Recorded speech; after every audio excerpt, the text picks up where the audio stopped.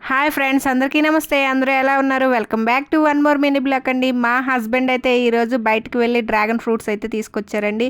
ఈ dragon fruits అయితే మేము వైట్ కలరా పింక్ కలర్ వస్తుందా అనుకున్నాం, కానీ పింక్ కలరే వచ్చిందండి. విలేజ్లో మా ఇంటి దగ్గర మా గార్డెన్లో అయితే డ్రాగన్ ఫ్రూట్ చెట్టు అయితే పెట్టామండి. పెట్టి అది ఆల్మోస్ట్ 2 ఇయర్స్ అయిపోయింది. ఇప్పుడే కాప్ కూడా వస్తుంది.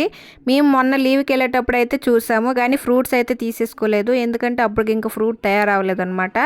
ఈసారి వెళ్ళేటప్పుడు మాత్రం తప్పనిసరిగా మీతో షేర్ చేసుకుంటాను. అది కూడా పింక్ కలర్లోనే వచ్చిందండి. ఆ ఫ్రూట్ కూడా చాలా టేస్ట్ అయితే బాగుంది. మా అత్తయ్య మామయ్య వాళ్ళు తినైతే చెప్పారండి, టేస్ట్ అయితే చాలా బాగుందని. మేమైతే చాలా హ్యాపీగా ఫీల్ అయ్యాము. అస్సలు మాకైతే ఆ ఫ్రూట్ అయితే వస్తుందని మేము అనుకోలేదు, ఎందుకంటే చాలా డేస్ అయిపోయింది కదా. అస్సలు అది వస్తుందా రాదా అనే ఫీలింగ్లోనే అయితే ఉన్నాము. చాలా హ్యాపీగా ఫీల్ అయ్యాము.